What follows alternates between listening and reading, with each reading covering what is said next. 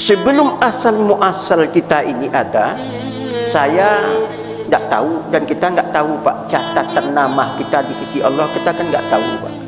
Seketika Allah hendak menjadikan Nabi Adam, wa isqala rabbuka lil malaikah inni ja'ilun fil ardi khalifah. Wahai malaikat, aku hendak menciptakan khalifah di dunia.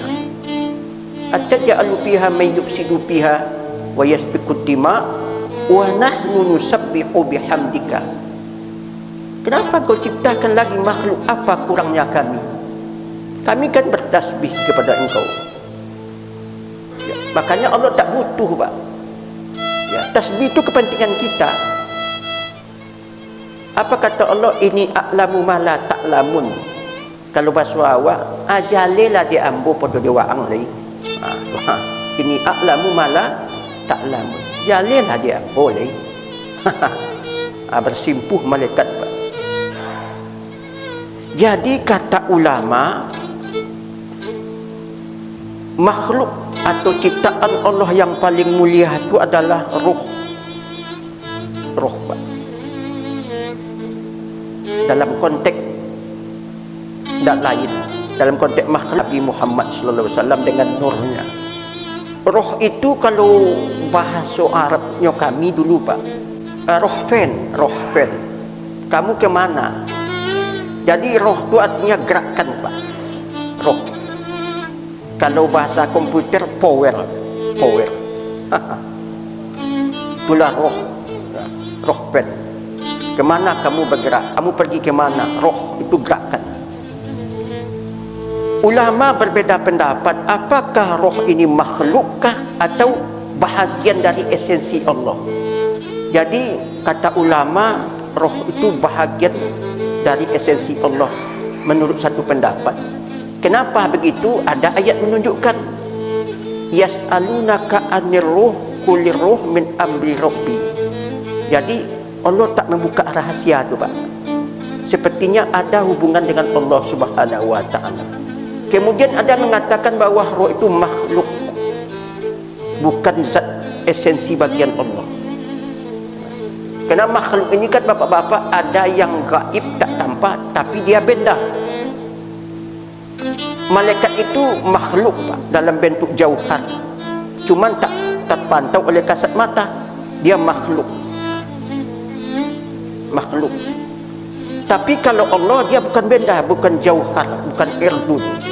Kalau jauhar itu Pak, saya harus mengambil rongga di alam ni. Jadi jauhar, dia bukan mengambil posisi Pak, antara angin dengan angin, antara api dengan angin. Kalau irdun itu berbentuk kerangka. Ini kerangka saya Pak.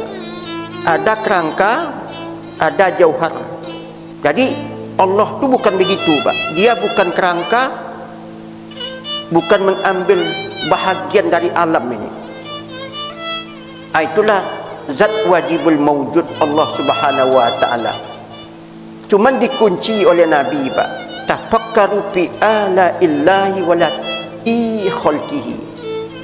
Sekali-kali zat Allah tu jangan dipantau, sebab tidak mampu akal Pak. Mentok Pak, mentok. Sebab mata melihat sejauh mata memandang, kemudian telinga sejauh bisa didengar. Dia berjarak dia Pak. Maka otak ini komponennya, kalau istilah komputer, Pentiumnya lemah Pak. Kalau diteliti juga Allah tu Pak, maka hang dia. Hang dia.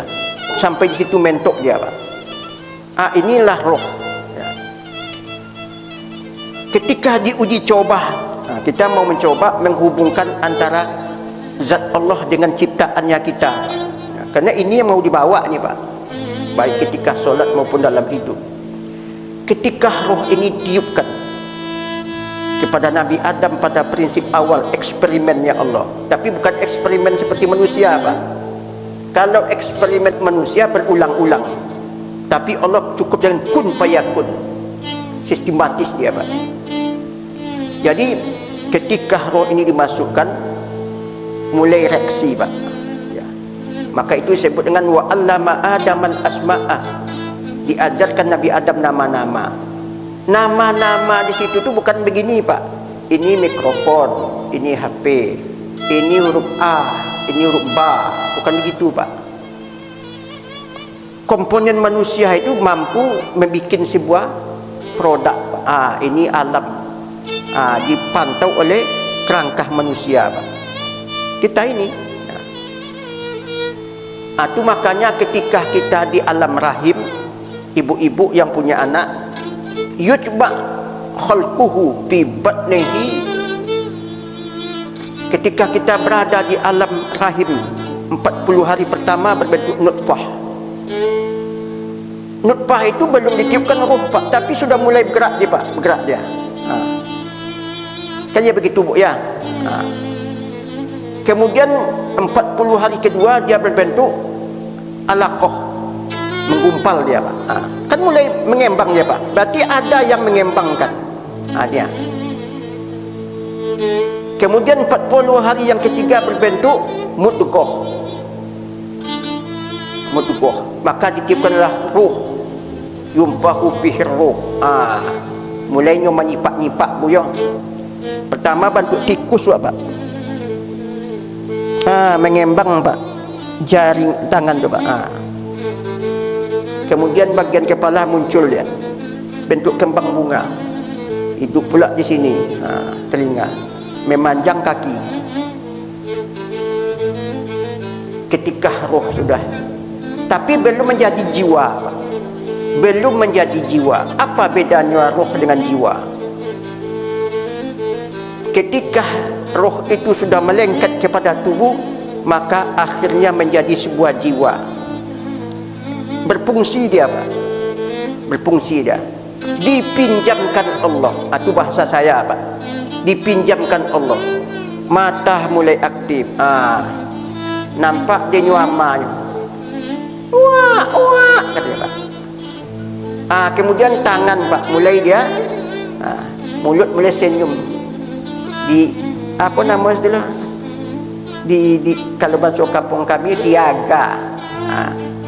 Dikocek-kocek anak kau, mama, itu senyum anak tu Pak, berfungsi dia, menjadi jiwa dia Pak. Maka ini tak boleh dibunuh Pak. La taqtulun nafsa allati haramallah. Ketika roh sudah masuk menjadi jiwa, jangan sekali-kali dibunuh dia, hukumnya haram.